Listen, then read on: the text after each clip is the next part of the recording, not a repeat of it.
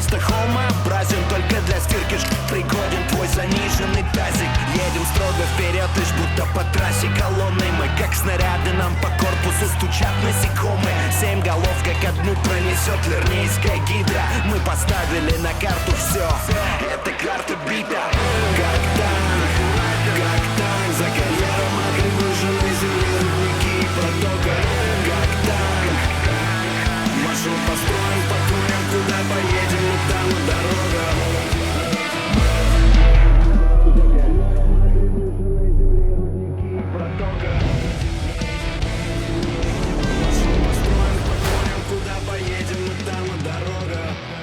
You were hit? Well then, you should play on a team.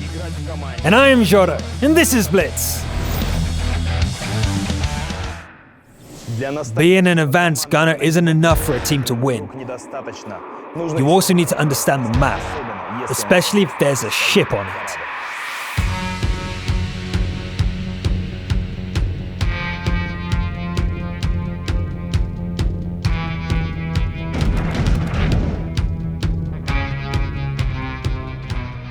For a long time, we wanted to do something unusual and interesting in regards to both gameplay and visuals. We felt like introducing something spectacular, unique, and memorable to the map. And finally, we got the opportunity during the development of this new map. We decided to take tank battles into a ship.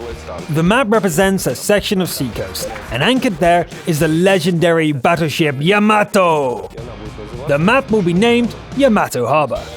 On this map, we were trying to take into account our own requirements as well as the users' desire for an easy-to-understand map where vehicles of any tier and type could play.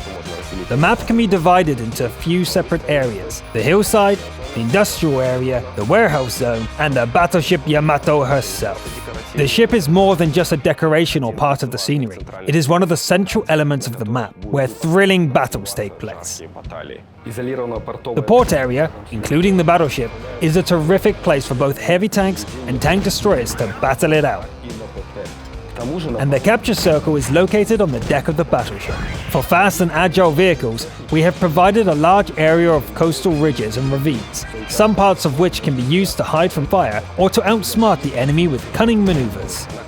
The map offers plenty of space to roam and lots of firing positions. For tank destroyers, there are entrenched positions not far from the main routes of heavy and medium tanks. We hope that all areas of the map will play a useful role in battles. This map really differs from other maps, and you'll be able to evaluate it for yourself in Update 3.1. The map has also a unique Easter egg. Good luck finding it! The main job of scouts is to spot enemies. We're introducing a new branch of Soviet light tanks for those who love speed. The MT-25 has an automatic gun, firing 4 bursts with 2 shells in each. It can lay down a lot of fire, but it's a real king at spotting enemies. The OTTB has a splendid power-to-weight ratio, a top speed of 68 km an hour, and one of the best penetrating guns in its tier. And finally, there's the T-54 Lightweight, a great all-purpose soldier and a superstar in random battles. Splendid alpha and a top speed of 69 km an hour. The job of light tanks in our game is not just spotting, but also doing damage, because any vehicle should be able to deal damage. That's the basis of our game. Everyone remembers the recent situation in random battles, when the introduction of the German light tank branch turned out to have a negative effect. Just 2 players or a platoon could easily destroy enemies and send them back to the garage, so of course we realized light tanks needed to be updated and nerfed. We're introducing the Soviet branch in addition to the German one, so that players have a choice. These vehicles are a bit different. They are equal in dynamics and with similar performance, but still differ, much like the medium and heavy tank lines of the USSR and Germany. In the early tiers, light tanks don't reveal all their characteristics, but at higher tiers they deal a lot of damage and are really helpful to their teams, especially while playing in platoons. Of course, the introduction of the Soviet light tank branch right now is not accidental. Supremacy Mode was introduced recently, and it highlights the power of light tanks. But of course, you should keep in mind that light tanks are highly dependent on the whole team. Remember that and cooperate with your team. Hey, my name is Ivan, and I'm a game designer of World of Tanks Blitz. Today I'll tell you about the Supremacy Mode. It's great! Our game is quite mature and everyone knows how to drive and shoot well. Where did the idea of this new mode come from? For 2 years we've been playing encounter battles because they're easy and fun. a kind of tank showdown. Supremacy is more a tactical mode in which you act not like a single fighter, but as a member of the team. The mode includes an additional layer of strategic gameplay, where not only your personal skill with your tank is important, but also your understanding of what's going on and your fast and accurate reaction to it. The situation on the map can be unpredictable. Defending one point creates pressure on other points, so it's always necessary to watch the overall situation and understand what would be better now. To start a fight, or fall back to help your allies capture a free point one more time, for example. That's why everything here depends not only on your ability to shoot and drive a tank, but also on your knowledge of the map, your ability to reposition quickly. Of course, knowing when to attack, but also understanding your enemy's actions. Each of these are different skills. Players' ability to put them all together is what will bring you closer to victory. To my mind, this is exactly what we want in the game. Victory is decided by teamwork.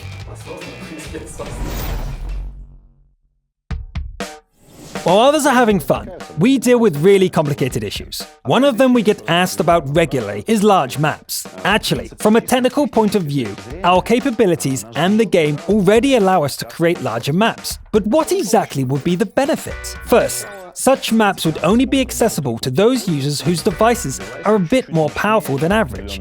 Thus, we would alienate some of our players. And there would be other problems.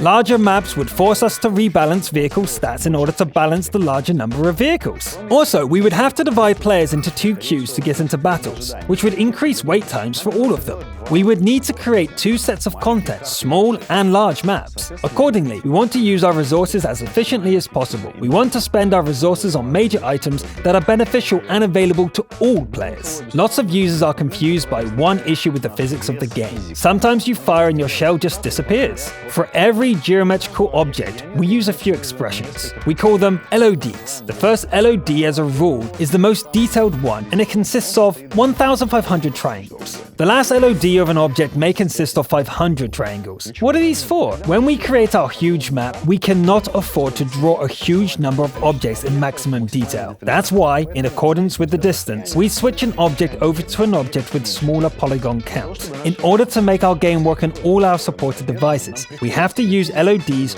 with fewer details for physics. Therefore, imagine, when you shoot, your shell flies, and its path is calculated using different geometry from what you see at the moment, but with some minimum possible geometry that represents this object. For example, for a stone, at an extreme distance, what you see is a minimal stone. The same effect occurs during the calculation of physics, i.e. when you drive a tank, you pass by the stone. In this case, the minimum model of LOD is used for both the tank and for the stone. So in the case of impact between the tank and the stone, sometimes that impact may appear to happen between the tank and the air. This happens because a simplified LOD has replaced the maximum LOD that you see at the moment. We understand that it is a very important issue for gameplay, so our artists are constantly trying to solve issues that occur because of this phenomenon. That's why you'll see people post about this on the forum, and the developers will, most likely, solve the problem in a future update. Soon, we're going to introduce one very interesting feature: replays. Along with the ability to re-watch your battles,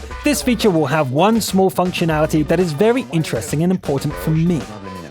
This is an option to choose a replay, select a small part of the replay, and to send it to us with a description of a technical problem that you encountered. Together with this replay, we will receive additional information about ping, FPS, and everything that happened at the moment in this game. This will help us analyze the problem and address it. I hope I haven't bored you. We just wanted you to see the game through our eyes. Thank you. Play in teams and be ready to prove that you are the best. Leave your comments under this video and tell us what you would like to see in the next video. It was a team of Blitz designers and me, Jora. See you on the battlefield. Bye. Cut? Listen, Sasha, should we talk about supremacy in tournaments? No? Okay then.